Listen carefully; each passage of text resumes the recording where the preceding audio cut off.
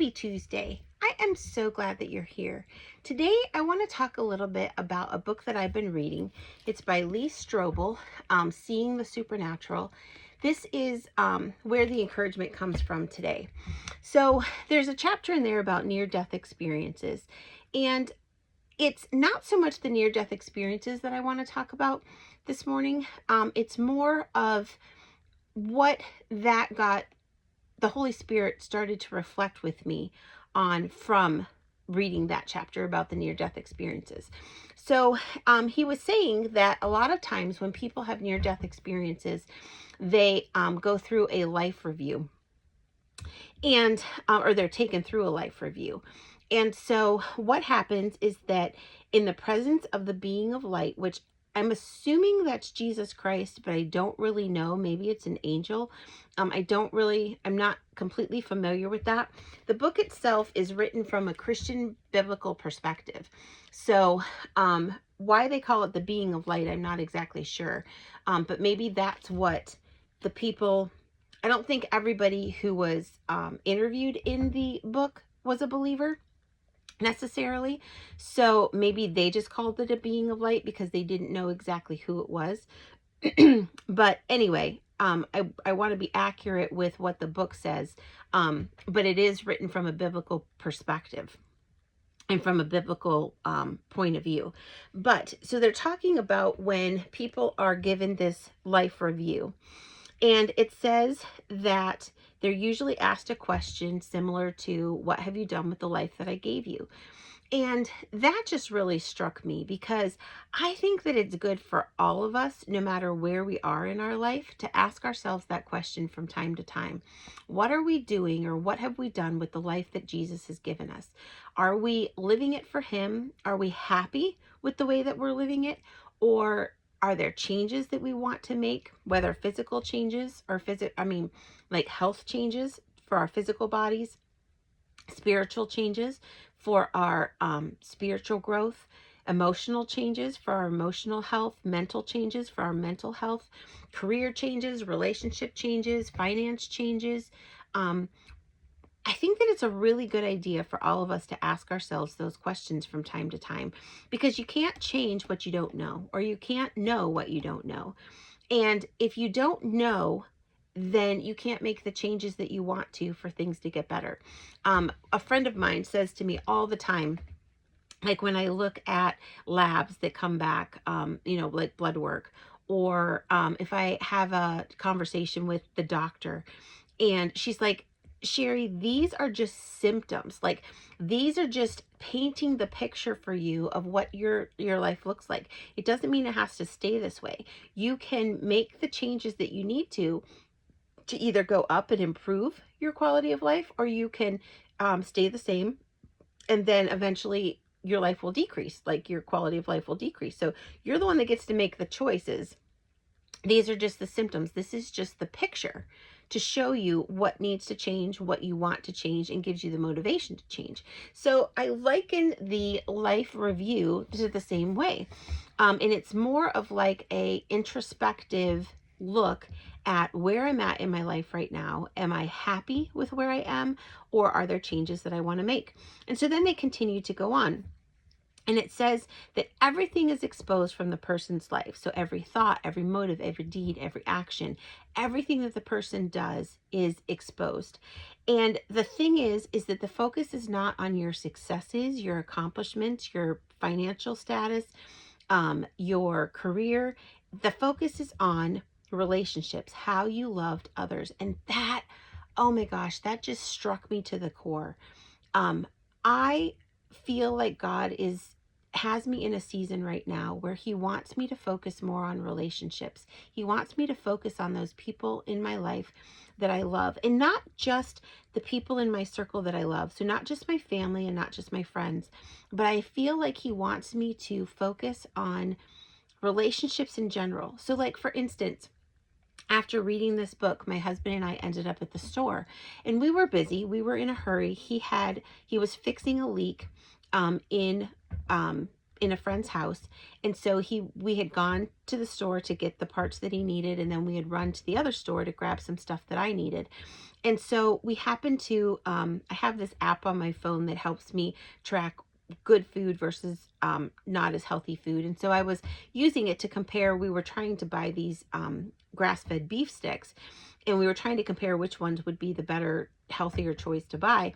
And so this guy, didn't know him, from Adam, he comes up to us and he says, hey, he says, you know, have you eaten these before? What's a good one? What's a good brand to get?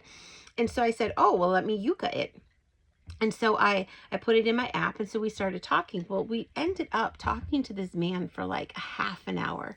And part of me felt really, really badly, because I knew that we were in a time crunch, and I knew that it was delaying my husband getting the thing fixed and being able to relax. But at the same token, I almost felt like it was God's way of saying, I want you to just be present in the moment with this man right now. I want you to just show my love to him. And so we ended up talking. Turns out that he used to go to church. He doesn't go to church anymore.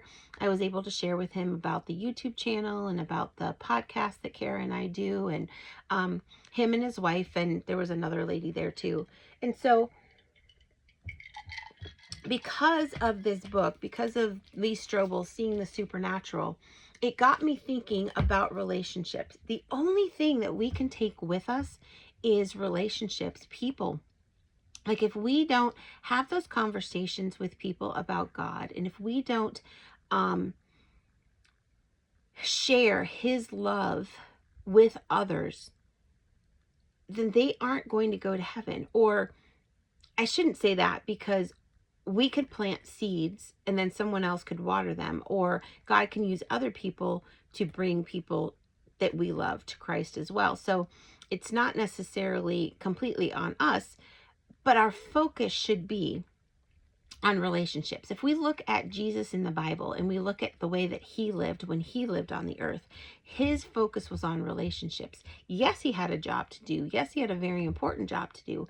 He did a lot, but he also focused on relationships. First and foremost, his relationship with his heavenly Father, and then the relationship with the people around him. He had a heart for the lost and the broken, and those who needed him.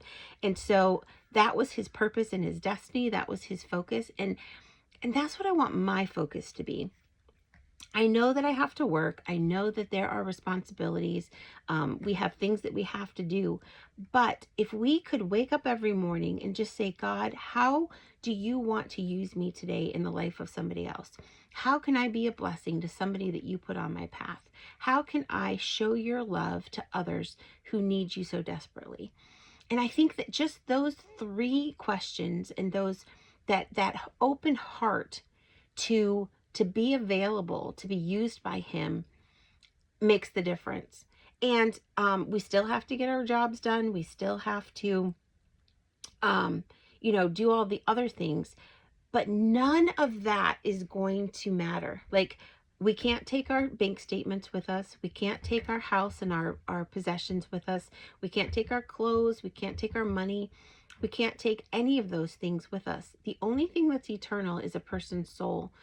And I guess it was just a nice reminder for me that relationships are so important. First and foremost, the family that God put me in, that he allowed me to be born in.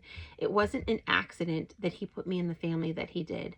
And then the family that I married into, making sure that I steward those relationships really well. And trust me, I'm speaking to the choir. I need to do a much better job than I have been doing. I could always have room for improvement when it comes to relationships and making sure people know how important they are to me. And then my friends that God has given me, and then even strangers, like the person that we met at the store this week.